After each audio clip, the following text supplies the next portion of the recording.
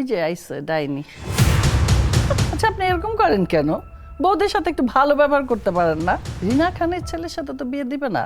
নায়িকা হতে এসে রিনা খান খল চরিত্রে অভিনয় করা শুরু করলেন। আজকে এই গল্পগুলো আমরা জানবো, সেই সাথে দর্শকদেরও জানাবো। তার আগে অনুষ্ঠানটা শুরু করি।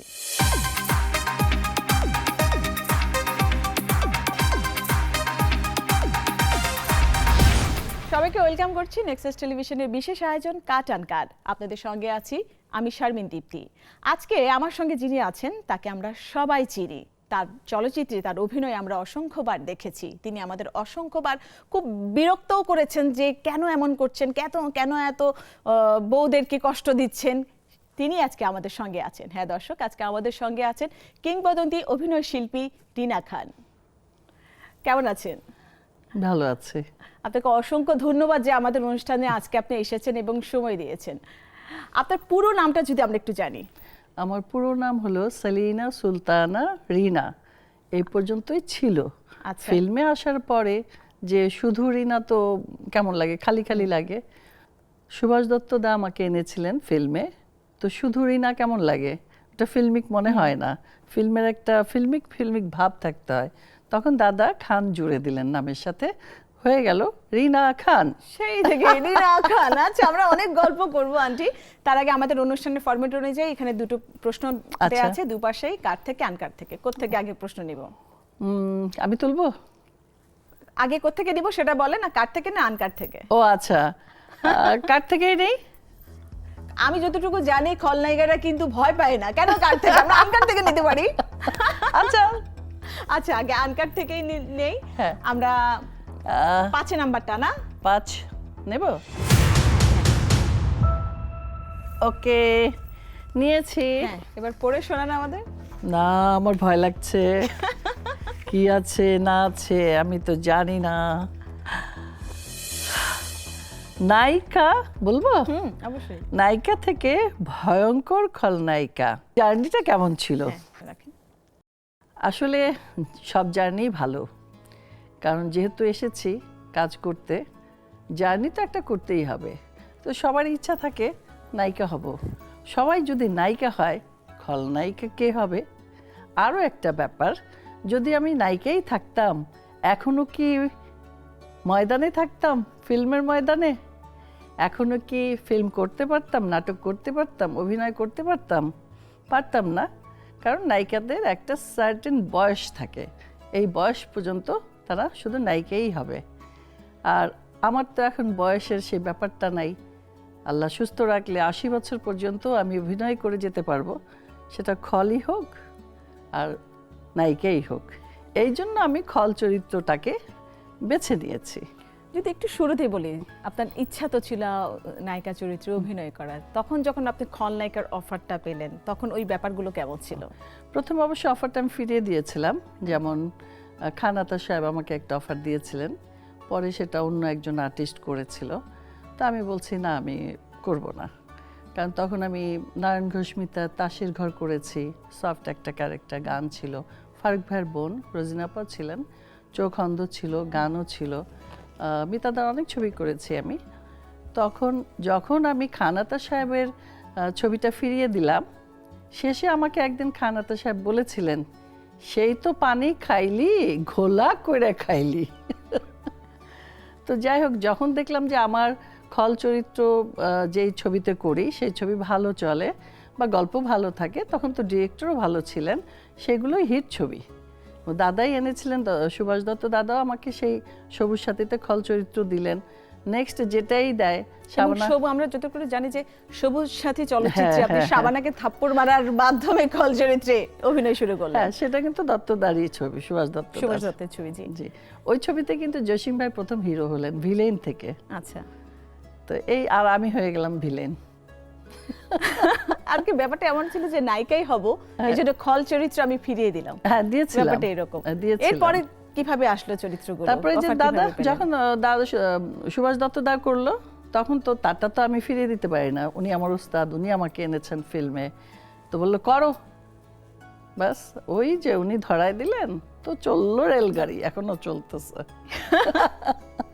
ব্যাপারটা কেমন ছিল যে একটু যদি জানি, যে আমরা হয় না যে খল চরিত্রে যারা অভিনয় করে তাদেরকে একটু সবাই ভয় পায়, তাদেরকে দেখলে একটা মন্তব্য করে, তো এরকম মন্তব্যের শিকার যখন হন আর কি, ঘরের বাইরে গেলে, যখন ধরেন যে শপিং মলে গেলেন, সুপার শপে গেলেন, বাজারে গেলেন, দেখি শুরুতে কোন কথাটা বলে রিনা খানকে? ওই যে আইসে ডাইনি, ওই যে আইসে কুটনি, ওই যে আইসে, ওই যে বউরে মারে দজ্জাল শাশুড়ি, ওই যে আইসে। তো ডাইনিটাই বেশি বলে। কেমন আর কি তখন আপনার অনুভূতি কেমন হয়, কিংবা কেউ বলে না যে আপনি এমন করেন কেন, কেন এত জ্বালান? বলে, আচ্ছা আপনি এরকম করেন কেন, বউদের সাথে একটু ভালো ব্যবহার করতে পারেন না? আমি বলি যাও বাসায় যায় দেখো, এটা তো ছবি, এটা তো চরিত্র, আমি তো বাসায় বউদের সাথে ভালো ব্যবহারই করি। তো ওই চরিত্রটা তোমরা বলো দেখেই তো আমি সাকসেস, আমি ভালো করি বিধাই তো আজকে আমি মানে কি বলে দজ্জাল শাশুড়ি। এখনো তো ফেস করেন সব সময়? হ্যাঁ এখনো করতে হয়, করি। এখনকার জেনারেশন কি বলে আপনাকে, যারা ছবিগুলো দেখে ইউটিউব থেকে ধরেন, কিংবা টেলিভিশনে যখন অন এয়ার হয় তারা তো দেখে, আসলে যারাই দেখে তারা কি বলে? দেখে এখন টিনেজ ছেলে মেয়েরা, এখন ইউটিউবের যুগ, এখন ওরা দেখে, তো ওরা অতটা রিয়্যাক্ট করে না আগে যেমন করতো মায়েরা বা শাশুড়িরা, মানে গ্রামের মহিলারা। তো এখন ওরা তার থেকে একটু বেরিয়ে আসছে যে না এটা তো অভিনয়, আপনি ফুটিয়ে তোলেন দেখি তো, আপনি ভালো করেন দেখি তো আপনার এইটা মানে নাম হয়েছে। আমরা অনেক গল্প করবো, অনেক কিছু জানার আছে আন্টি আপনার কাছ থেকে, আমরা পরবর্তী কোশ্চেনে চলে যাই।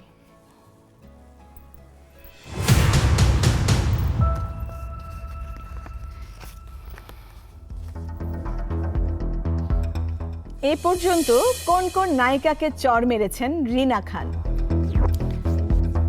খুব একটা বাদ যায়নি কেউ, নাম ধরে বলতে গেলে অনেক বলতে হবে। প্লিজ আন্টি বলেন, আমরা শুনি। না সবাই, শাবনূর তো আছেই, মৌসুমী তো আছেই। শাবনূর আপাকে কয়বার চর মেরেছেন? অনেক ছবি করেছে তো 800-র উপরে, তাহলে এখন তো আর ছবি দেখে আবার হিসাব করে বলতে হবে।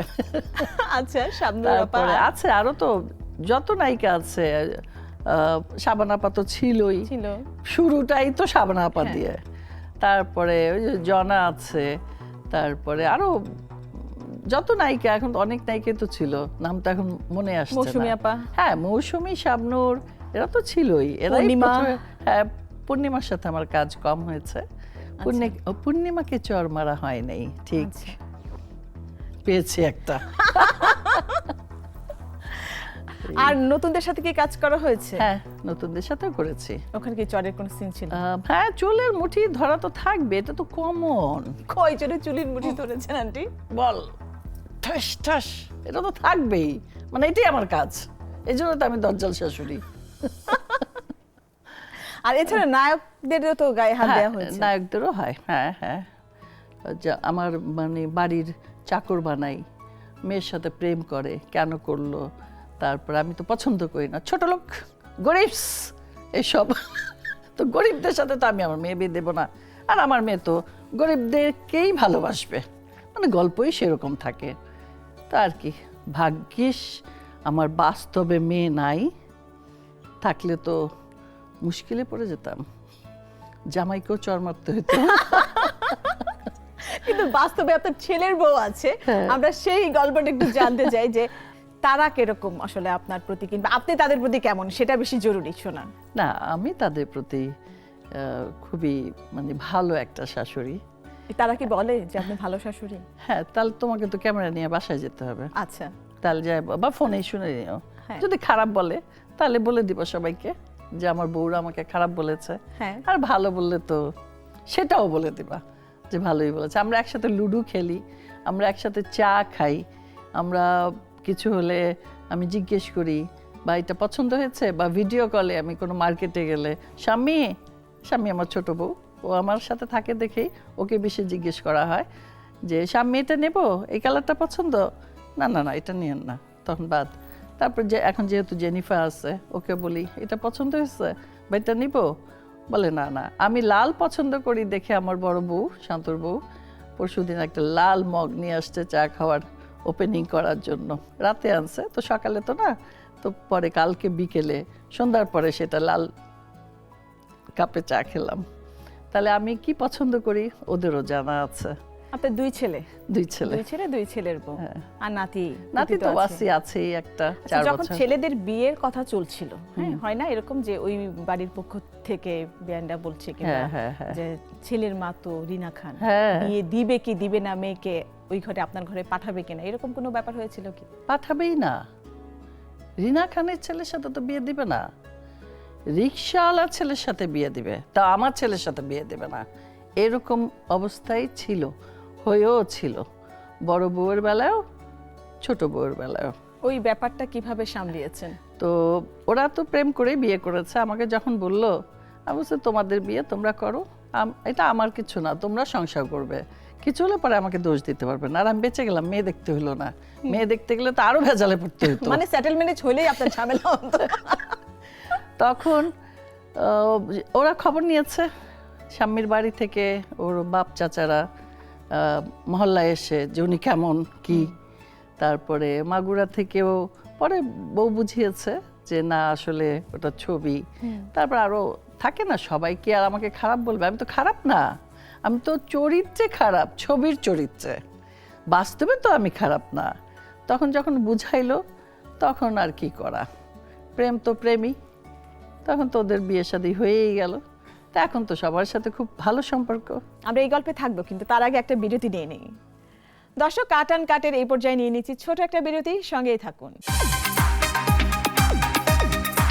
বিরতির পর আবারও সবাইকে স্বাগত জানাচ্ছি কাট অ্যান্ড কাটে। আজকে আমাদের সঙ্গে আছেন কিংবদন্তি অভিনয় শিল্পী রিনা খান। পর্দায় যে রিনা খানকে দেখি আর বাস্তবের রিনা খান একেবারেই আলাদা। এবং আমি আপনার পরিবার সম্পর্কে যতটুকু জানি, যেহেতু একটু জানার সুযোগ আছে, আমি চিনি আপনার ছেলেকে, ভাইয়াকে, আমাদের ইউনিভার্সিটির। সো সব জায়গা থেকে যাদেরকেই বলি না কেন, শুনি না কেন আপনার সম্পর্কে, সবাই খুব পজিটিভ বলে। যে সো আমি দর্শককে বলবো, আপনারা যে রিনা খানকে পর্দায় চিনেন এবং বাস্তবে উনি কিন্তু একেবারে আলাদা। একটু আগে কথা বলছিলেন যে চর মারা নিয়ে। শাকিব খানকে কয়বার চর মারা হয়েছিল? শাকিব মেরেছি বোধ হয়, অনেক, শাকিবের সাথে অনেক ছবি করেছি, আসলে এগুলো তো এখন মনে নাই। কিন্তু মেরেছিলেন কি এটা? হ্যাঁ, আমার মেয়ের সাথে প্রেম করলো কতবার, অনেক ছবি করেছি, সেটাই। হ্যাঁ, মারা নিশ্চয়ই আছে, তা নাহলে আমার হাত ধরবে কেন? এরকম থাকি না, মারতে গেলে না খবরদার আপনি চর মারবেন না, আমি ওকে ভালোবাসি, এইসব আর কি। তো থাকবেই, মানে আমি মানে চর থাপ্পড় থাকবেই।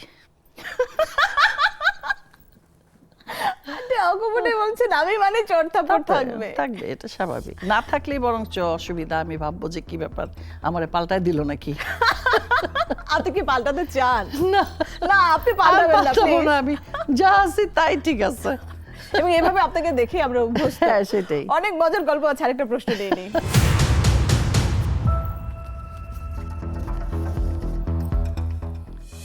সিনেমা থেকে কেন হারিয়ে যাচ্ছে খলনায়িকারা? ভালো প্রশ্ন। আগে যেমন আমরা দেখতাম আন্টি, একটা চলচ্চিত্রে দেখা যেত যে খলনায়িকা থাকবেন, হ্যাঁ, খলনায়কও থাকবেন, হ্যাঁ, একটা পার্টি ছিল যে এটা থাকবেন, এরা পরিবারে একেবারে একটা অংশ হয়ে আছেন এবং তাদের হাতে নির্যাতিত হবে বউ, প্রেমিকা, নায়ক, নায়িকা কিংবা অন্যান্য জন। তো এখনকার ছবিতে দেখা যায় যে নায়ক নিজেই খলনায়ক, কিংবা আমরা দেখছি যে হারিয়ে যাচ্ছে। এটা আপনার মূল্যায়ন কি বলবেন আপনি? হারিয়ে যাওয়ার কারণ আছে, সেই গল্প তো হচ্ছে না। এই যে খলনায়ক আর খলনায়িকাটা যে প্রশ্নটা আসলো, কেন আসলো? সেখানে দুটো চরিত্রই থাকে, খল এবং নায়িকা। তো এখন তো সেই গল্প নাই, সেই রকম গল্প তো হচ্ছে না। আমি পর্দায় আসলেই যেমন বলে ওই যে আসছে কুটনি, যে একটা প্যাচ লাগাবে, তো সেই রকম গল্পই যদি না থাকে তাহলে সেই ছবি মানুষ দেখবে কি করে?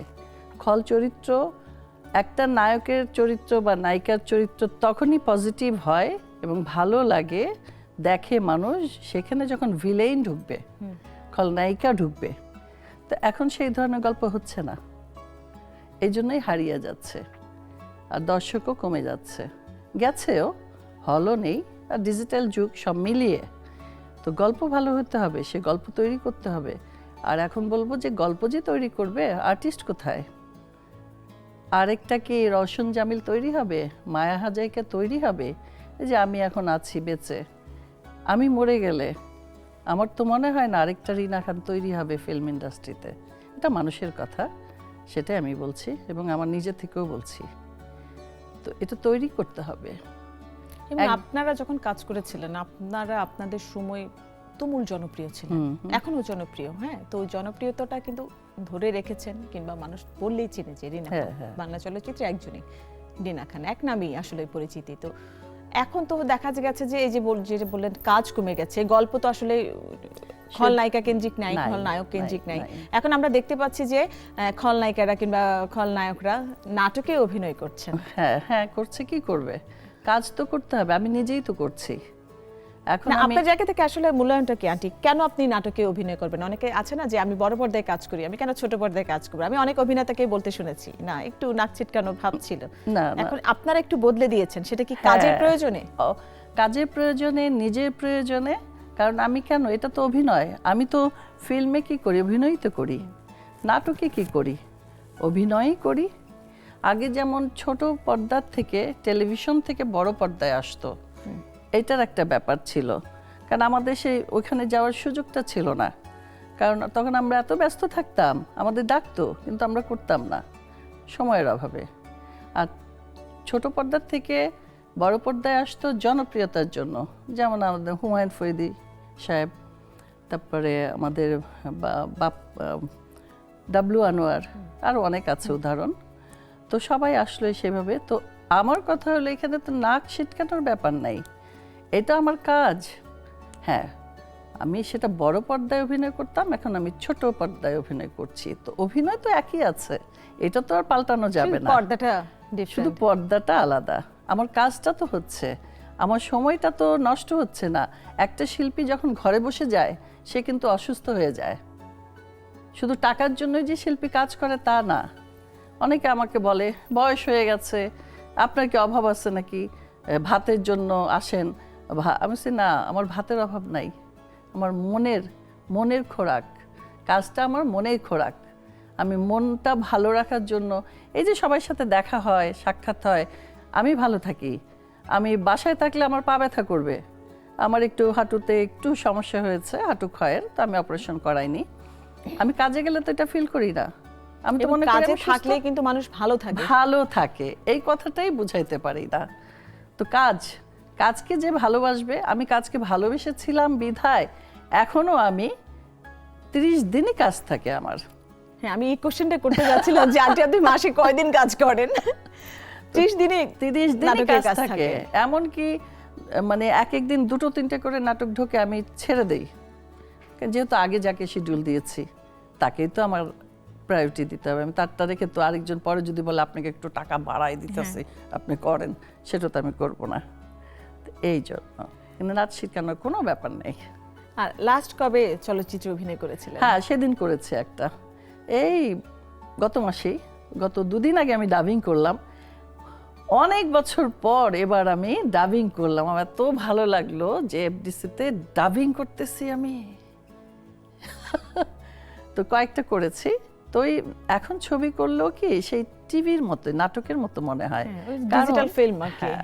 ওই ফিলটা আসলে আগে তো আপনারা করতে হচ্ছে 35 ক্যামেরায়। হ্যাঁ, একটা ছিল আর কি, সবকিছু এত প্রি অর্গানাইজড ছিল যে একটু ভুল হলে অনেক ভুল, আবার ডিটেক্ট নেওয়া লাগতো।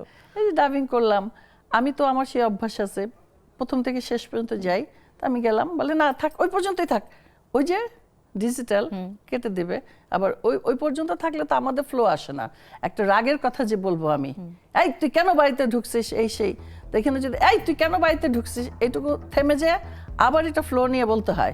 একসাথে বলার যে মানে মজাটা বা অভিনয়ের যে ক্ষমতাটা বা ডাবিং এর যে ক্ষমতাটা, এটা তো ভেঙে বললে সেই ফোর্সটা থাকে না, তখন বদনাম হয় আমাদের।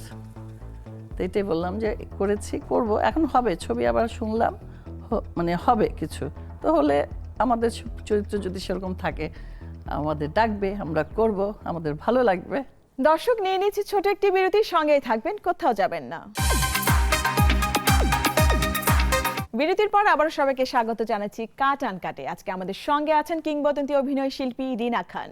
আপনার বিয়ে হয়েছিল কত সালে? তখন আপনি চলচ্চিত্রে কাজ করতেন অলরেডি নাকি পরে? আচ্ছা, তাহলে আমি বলি, আমি তো সাইক্লিং করতাম 76-এ, তখন 6-এই পড়ি আমি। খেলাধুলা করে অলিম্পিকে ফার্স্ট হয়েছি। জিয়া রহমান সাহেব আমাকে সাইকেল প্রেজেন্ট করেছে, আরো অনেক ফার্স্ট হয়েছি, শুধু একবার না, ন্যাশনাল গেম, এই গেম সেই গেম, 80 সাল পর্যন্ত আমি খেলেছি। তারপরে তো খেলাধুলা পড়াশোনা দুটো চলছিল ভালোভাবেই। তারপর যখন ফিল্মে ঢুকলাম 81-এ, তখনই আমার খেলাধুলাটা বন্ধ হয়ে গেল, কারণ খেলাধুলা থাকলে টিংটিঙা, আর ছবিতে আসলে একটু হেলদি হতে হয়। আমাকে প্যাড পরায় কিন্তু শুটিং করাইছে দত্তদা, মানে আলাদা প্যাড এখানে হাতে জামায়, যাতে একটু নাদুস লাগে। তো খেলাধুলা করতাম, শুকনা ছিলাম। তো যাই হোক, তারপরে তো এটা বন্ধ হয়ে গেল। ফিল্মে ঢুকলাম। এই ফিল্মে আসতেই আমার 84 সালে বিয়ে হয়। 85-তে, মানে ফিল্মে কাজ করার পরে বিয়ে হয়েছে? হ্যাঁ 84-তে ফিল্মে আসছে, 81 থেকে এই তারপরে আর কি। তখন কি ভিলেন ক্যারেক্টার অলরেডি? ওই যে তখন অলরেডি ওই যে দাদা, ওই সোহাগ মিলন, তারপরে সবুজ সাথী, তারপরে মিতাদার দাদার ছবি, ওই শুরু তখন এক নাগারে তো ওই চলছে। সাথে বিটিভিও চলেছিল। বিটিভির একটা ধারাবাহিক নাটক করেছিলাম, মমতাজ আপার সকাল সন্ধ্যা, অনেক ফেমাস নাটক তখন। অনেক ফেমাস, আমরা শুনেছি। ঢাকায় থাকি, সকাল সন্ধ্যা, আরো ওই হুমায়ুন আহমেদের, আমজাদ হোসেনের সাহেবের অনেক নাটক তখন। অনেক গুণী পরিচালকদের কাজ করেছে। জি, তো তখন ওই সকাল সন্ধ্যাটা কিন্তু হিট ছিল। তো সব ওই করতে করতে ফিল্মটাই রয়ে গেল, আর তো সব অফ হয়ে গেল।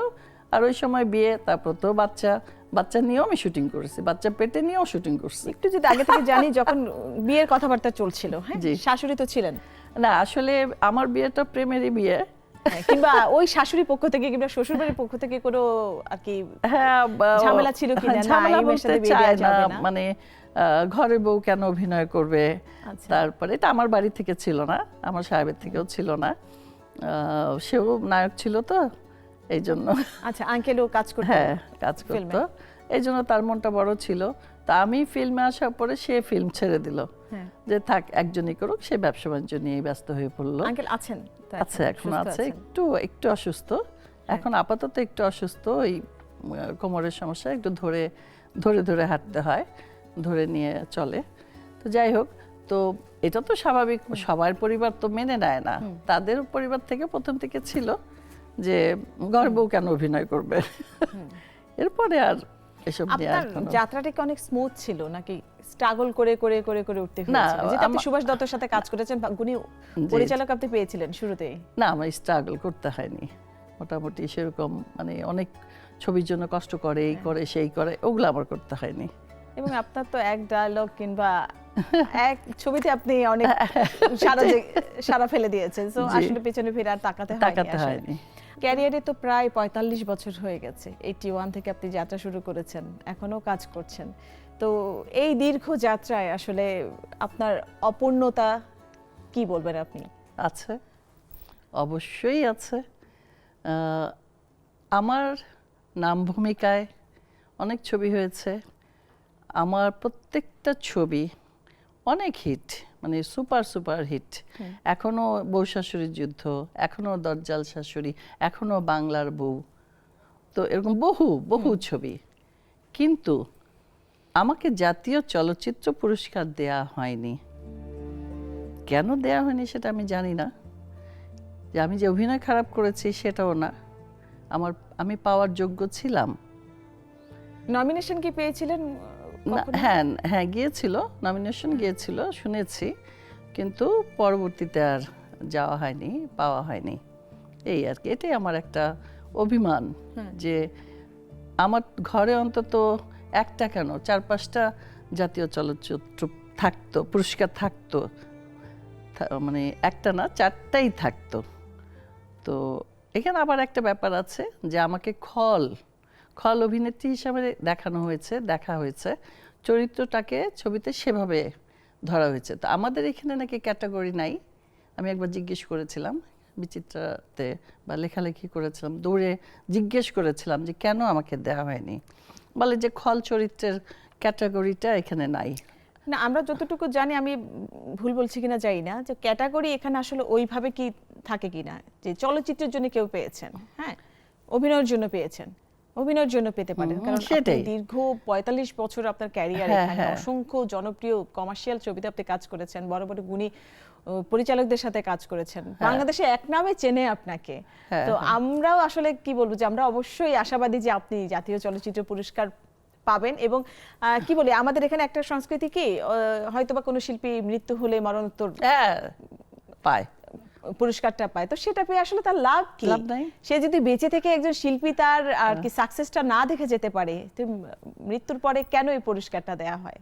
হ্যাঁ, আমি জানি আমার- না, এটা হয়তো সংশ্লিষ্ট যারা আছেন তারা হয়তো জানবেন, হ্যাঁ, এবং এই সেটাই। ব্যাপারটা খেয়াল করবেন যারা জাতীয় চলচ্চিত্র পুরস্কার প্রদানের ক্ষেত্রে যে টিমটা রয়েছেন তারা হয়তো জানবেন এবং দেখবেন। এবার যেমন দেয়া হলো হচ্ছে আয়ুব বাচ্চুকে দেয়া হয়েছে, তারপর হচ্ছে তারেক মাসুদকে দেয়া হয়েছে, তো ওনারা বেঁচে থাকতেই কেন এই জিনিসটা দেখে যেতে হ্যাঁ, পারলো হ্যাঁ, না? এটা- এবং আন্টি আপনার মনেও একটু ক্ষোভ আছে, একটু অবশ্যই। আসলে অভিযোগ আছে যে জাতীয় হ্যাঁ, হ্যাঁ, চলচ্চিত্র পুরস্কার তো আপনার ঘরে একটা হলেও আসার কথা, আসার একটা কথা। কেন, আপনি একাধিকভারও পেতে পারতেন। তো আমরা আশাবাদী যে সংশ্লিষ্ট যারা আছেন কমিটিতে তারা আসলে এই ব্যাপারটা দেখবেন। অসংখ্য চলচ্চিত্রে কাজ করেছেন, এখনো যখন টেলিভিশনে আমরা দেখি, সিনেমা তো চলেই, দেখা চলে। গেল যে কোনো টেলিভিশনে 3 বার একটা সিনেমা, 3 টাইমে 3 বার 3টা সিনেমা যায়, কিংবা কোনো না কোনো ভাবে টেলিভিশন আমরা দেখি, তো রাতের বেলাও 11টার পর থেকে সিনেমাগুলো দেখা যায়, হয়তো টেলিভিশন স্ক্রল হ্যাঁ, করলে আমরা সিনেমা দেখতে পাই, সো ইউটিউবে তো আছেই। হ্যাঁ, তো সেটাই। সবকিছু মিলে আসলে আপনাদের অভিনয় তো আসলে কি বলবো যে না, উনি রিনা খান আইডেন্টিফাই খুব সহজেই করা যায়, এবং অসংখ্য কাজ করেছেন আপনি, প্রায় 800 এর মতো ফিল্মে আপনি 800 কাজ উপরে। করেছেন। আমার 800 plus। হ্যাঁ, আমার অভিনয় নিয়ে ক্লাস করায়, যে আমার ছেলে একবার গেল আর্কাইভে, যে দেখলো যে যে ওনার এই যে ডেলিভারিগুলো, এই যে আপ অ্যান্ড হাই এবং এই যে চেঞ্জ, এই কান্না, এখনই আমি এখন বলে আমি কেঁদে দেব, কিন্তু টপ টপ করে চোখের পানি পড়বে, কোন ডায়লগে চোখের পানি ফেলতে বলবো আমি সেই ডায়লগে চোখের পানি ফেলে দেব। আচ্ছা, আমরা কি দেখবো নাকি আন্টি? হ্যাঁ, না, হ্যাঁ, দেখতে পারো। কিন্তু তার আগে একটা দরজাল শাশুড়ি হয়ে একটা ডায়লগ আমাদের তো শোনান। সেটা বললাম, আমাকে নিয়ে যখন ক্লাস হয়, আমাকে নিয়ে উদাহরণ, স্কুলে বাচ্চারা অনেক সময় দৌড়ায় আসে আমাকে দেখলে কোনো অনুষ্ঠানে গেলে, যে আপনার ওই ছবির অভিনয় করে আমি কিন্তু ফার্স্ট হয়েছি, আমি খুব ভালো করছো, তখন আমি একটু আদর করে দিই। তো এইটাই তো একটা পাওনা আমার। বাহ, এটা আসলে ভীষণ অনেক বড় একটা পাওয়া, এর উপর আসলে পাওয়া জি। হয় না, যেই কিনা বলুক কেন যে দর্শক যে আপনার অভিনয় দেখি খুব ভালো লাগে, ওটাই তো মন ভরে যায়। আমরা কি দরজাল শাশুড়ির একটা দরজাল টাইপের ডায়লগ শুনতে পারি কিনা? তো মনে করতে হবে, আবার দেখতে হবে ছবি। যে কোনো একটা ডায়লগ 2-1 লাইন যদি শোনান। এই মেয়ে, এত বেশি কথা বলো কেন? আমি যা বলেছি তাই করো। তোমার ভাই এসেছে, কোথায়? চলে যেতে বলো। এই বাড়ি ভাত এত সস্তা না যে যে কেউ আসবে ফকিরের মতো আমি তাকে টেবিলে বসিয়ে দেব। যাও, দূর দূর করে তাড়িয়ে দিয়ে এসো তোমার ভাইকে। মানে নায়িকার ভাই গরিব ছিল, গরিবই তো তাকে। যেন আপনারা একটু ভালো করে বকাঝকা দিতে পারেন। একদম। দর্শক, কাট অ্যান্ড কাটের এই পর্যায়ে নিয়ে নিচ্ছি ছোট একটা বিরতি, সঙ্গেই থাকুন। বিরতির পর আবারও সবাইকে স্বাগত জানাচ্ছি কাট অ্যান্ড কাটে। আজকে আমাদের সঙ্গে আছেন কিংবদন্তি অভিনয় শিল্পী রিনা খান। আন্টি, একটু ছোট করে যদি বলেন আপনার শৈশবটা কোথায় কেটেছে? ও আচ্ছা, মিরপুর। ঢাকায়? হ্যাঁ, মিরপুরে আমি ছোট গিয়েছিলাম মিরপুরে। জন্ম কি ওখানে মিরপুরে? না, আমার জন্ম আমার নানা বাড়ি ওই মুন্সিগঞ্জ, আচ্ছা, আর বেড়ে ওঠা আর মিরপুর? বেড়ে ওঠা মিরপুরে। স্কুল কলেজ স্কুল, হ্যাঁ, মিরপুরে বেঙ্গলি মিডিয়াম পড়াশোনা কোথায় মিরপুরে, মিরপুরেই, মানে মাজার, শাহ আলী মাজার, হ্যাঁ। সেখানে আমি কায়দা পড়েছি। মিরপুরে হযরত শাহ আলী মানে স্কুলে, ওখানে 5 পর্যন্ত পড়েছি প্রাইমারি স্কুলে। তারপরে পাশে বেঙ্গলি মিডিয়াম হাই স্কুল, ওখানে 6 থেকে ভর্তি হয়ে ম্যাট্রিক পর্যন্ত এখানে। মিরপুরেই সব আমার। এখনো উত্তরায় থাকি। আচ্ছা, ছোটবেলায় কোনো মজার কোনো গল্প আছে যে যেটা মনে পড়লে এখনো খুব হ্যাঁ, ভালো লাগে কিংবা খুব আলোড়িত করে? আছে, যেমন ও শুটিং, একবার শুনলাম যে তীর ভাঙা ঢেউ একটা শুটিং হবে, অলিভিয়া আপা ছিল।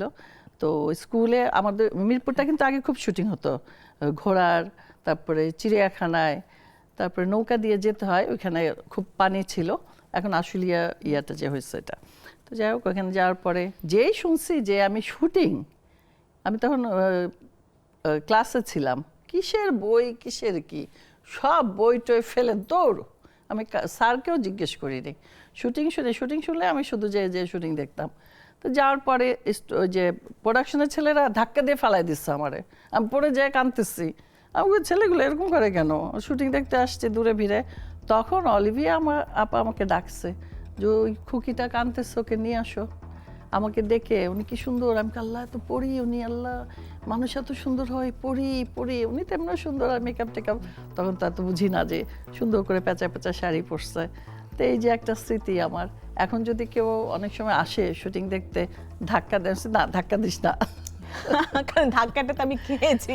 ধাক্কা দিও না, থাক, এমনি সুন্দর করে বলো, শুটিং দেখতে আসবেই মানুষ, যে থাক সুন্দর করে বলো যে তোমরা আসো, কথা বলো না, চুপ করে দেখো। তো এরকম বহু স্মৃতি আছে আর কি। পরে তো মার খেতে হলো আম্মার হাতে, বই টই কোথায়, বই আবার নতুন করে বই কিনে দিল আমাকে। একটা কোথায় যেন একটা নিউজে দেখেছিলাম যে বাতাসা খাওয়ার বাতাসে লোভে। ওই যে শালি মাজারেই। হ্যাঁ, এই গল্পটা একটু শুনি। আচ্ছা, তো সকালবেলা তো ওখানে তো আগে কিন্তু এত মসজিদ ছিল না আশেপাশে, দূরে।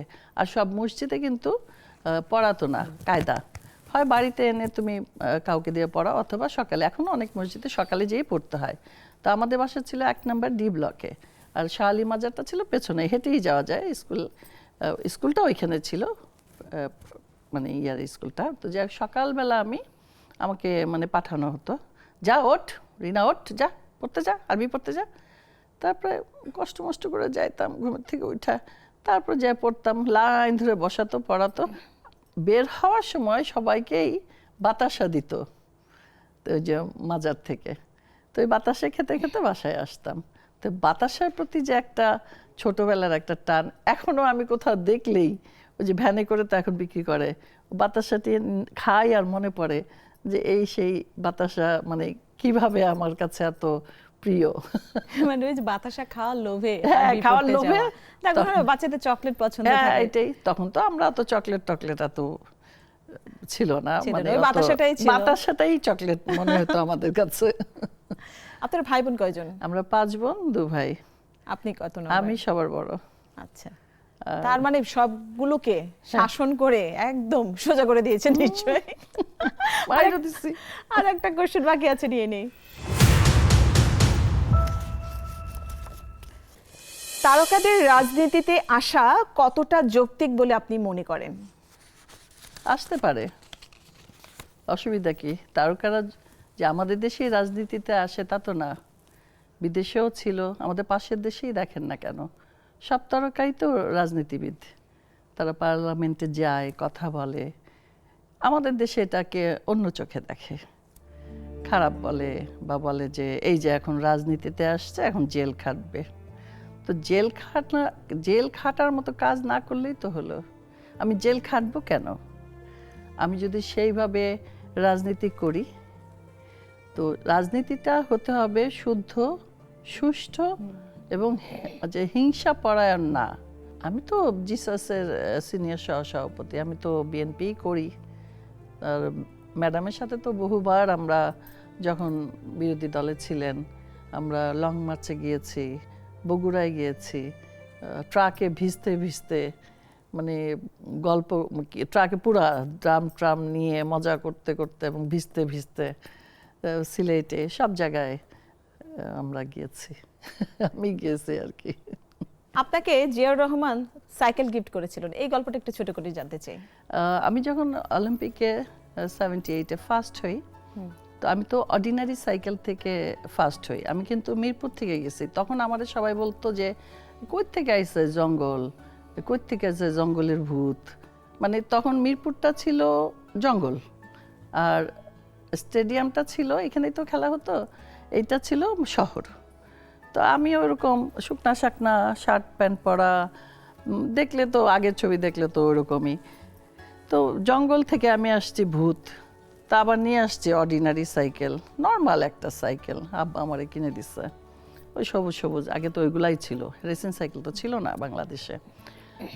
পরে আমি ওই সাইকেল দিয়ে, ওই আগের যে মেয়ে ডলি আপা ছিল, ডলি একজন, ডলি ক্রুজ, আর একজন ছিল লিপি, ওকে আমি কোয়ার্টার মাইল ফেলে এবং মিনিটেও মানে আমি অনেকটা আগায় যে ফার্স্ট হয়েছে, সবাই তখন হতবাক, এরে জঙ্গলের ভূত আইসা দিয়ে আমাদের উপরে ফার্স্ট হয়ে গেল। তারপর তো খেলছি ওই সাইকেল দিয়ে। কিন্তু পরে যখন আমি ওই সাইকেল দিয়ে ফার্স্ট হওয়ার পরে আমার মামা আমাকে একটা সাইকেল কিনে দিলেন, রেসিং সাইকেল, ওইটা আবার ভারী। ওইটা দিয়ে অলিম্পিকে ফার্স্ট হওয়ার পরে তখন আমাদের ডেকেছিলেন ফেডারেশন থেকে সবাইকে, যারা যারা ফার্স্ট হয়েছে বঙ্গভবনে, তখন জিয়াউর রহমান সাহেব ছিলেন তো প্রেসিডেন্ট, যে ডাকলো সবাইকে, খাওয়ালো টাওয়ালো, লাইন ধরে আমরা দাঁড়ায় রয়েছি। আমার সামনে এসে বলে যে, এই খুকি তুমি কিছু বলবে? হ্যাঁ, আমাদের না সাইকেল নাই। মানে তখন তো একটা ভয় যে প্রেসিডেন্টের সাথে কথা বলবো, মানে কি মুখ দিয়ে বের হয়ে গেছে আমার। আমাদের না সাইকেল নাই, রেসিং সাইকেল নাই, জাপানি সাইকেল নাই। মানে শুনছি জাপানি সাইকেল এক আঙ্গুলে ওঠে। তখন উনি শুনে 6টা সাইকেল আনিয়ে দিলেন।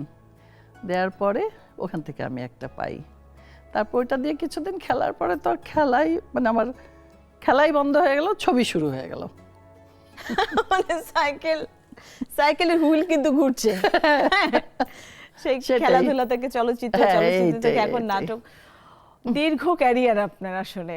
সেই কি বলবো, 43 বছর, 81 থেকে নিয়ে তো 45। আচ্ছা, দীর্ঘ ক্যারিয়ার, 45 বছর দীর্ঘ এই ক্যারিয়ারে আসলে আপনি অসংখ্য ছবি আমাদের দিয়েছেন, অসংখ্যবার আমাদের কি বলবো বউদের দিয়েছেন, প্রেমিকাদের দিয়েছেন, নায়কদের দিয়েছেন, হ্যাঁ, আর দর্শকের সবচেয়ে আর কি বিরক্তিকর ব্যক্তি আপনি হয়েছেন, কিন্তু অভিনয় দক্ষতা দিয়ে। হ্যাঁ, এটাও কিন্তু একটা ব্যাপার।